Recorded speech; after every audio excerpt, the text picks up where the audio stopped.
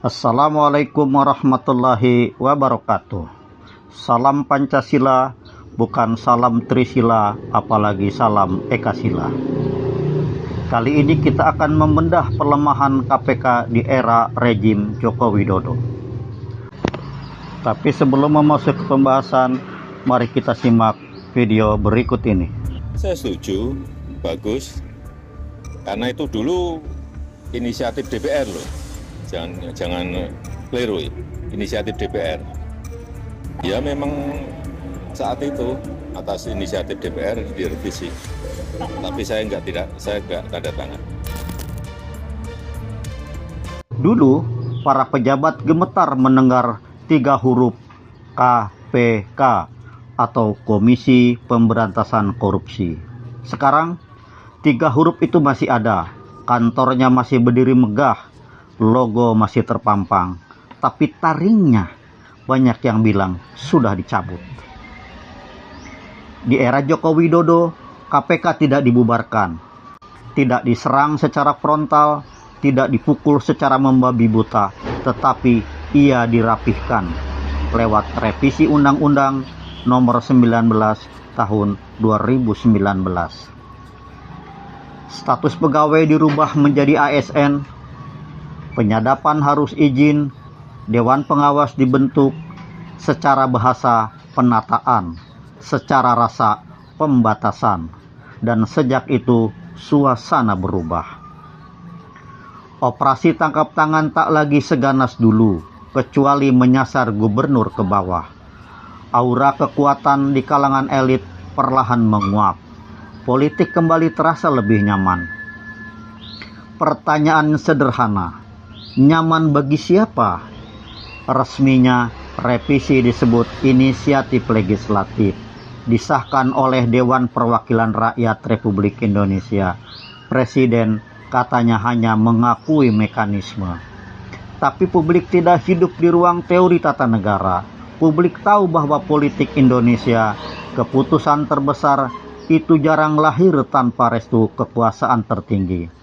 Dan disinilah kegelapan mulai terasa.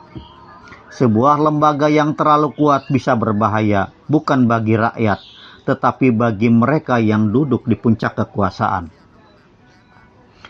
KPK yang bebas menyadap, KPK yang berani memanggil menteri, KPK yang bisa mengacak-acak koalisi, itu bukan sekedar penegakan hukum, itu ancaman stabilitas politik.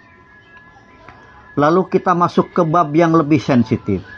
Nama Joko Widodo pernah terseret dalam laporan investigatif oleh Organized Crime Corruption Reporting Project atau OCCRP yang menyoroti jejaring kekuasaan dan konflik kepentingan di lingkungan elit.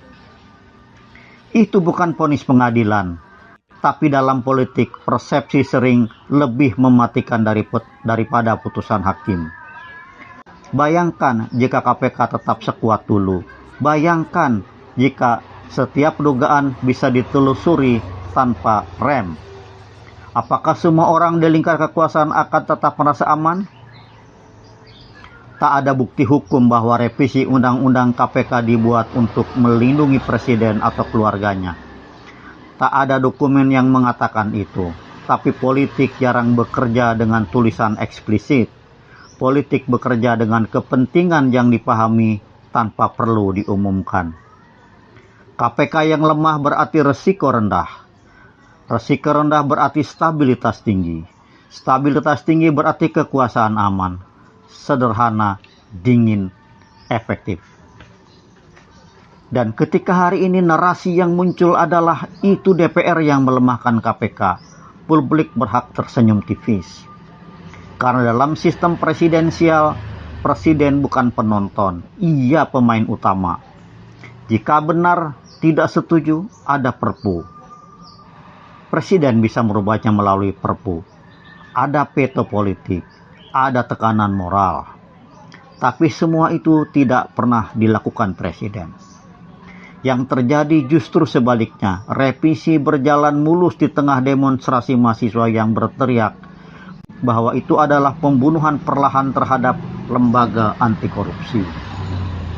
Dan mungkin memang bukan pembunuhan, mungkin hanya penjinakan, karena lembaga yang dijinakan lebih berguna daripada lembaga yang liar. Hari ini kita melihat KPK masih ada, tapi apakah ia masih menjadi mimpi buruk bagi para koruptor? Atau hanya menjadi institusi administratif yang sibuk dengan prosedur? Ironinya, pelemahan ini tidak pernah dikemas sebagai pelemahan. Selalu ada istilah indah, reformasi kelembagaan, penguatan pengawasan, harmonisasi sistem. Bahasa politik memang selalu rapi. Yang tidak rapi adalah dampaknya. Jika korupsi tetap merajalela, jika oligarki semakin nyaman, jika lingkar kekuasaan semakin sulit disentuh, maka pertanyaannya bukan lagi siapa yang salah secara formal, tapi siapa yang diuntungkan secara nyata. Di dalam politik, kita jarang salah menebak arah keuntungan. Mungkin ini bukan soal melindungi satu orang, mungkin ini soal melindungi sistem. Sistem yang saling menjaga, saling mengunci, saling melindungi. KPK dulu ditakuti karena ia tidak punya utang politik. Ketika ia mulai punya batas, maka yang hilang bukan hanya kewenangan, tapi keberanian. Dan republik tanpa keberanian melawan korupsi perlahan akan terbiasa dengan kebusukan. Gelapnya bukan karena tidak ada cahaya, gelapnya karena terlalu banyak yang memilih mematikan lampu. Sekarang KPK sudah tenang, tidak terlalu bergemuruh, sehingga membuat para koruptor nyaman tidur di tikar beralaskan uang. Terima kasih bagi yang sudah menonton. Jangan lupa tekan tombol subscribe dan nyalakan lonceng notifikasinya. Sampai jumpa di video berikutnya.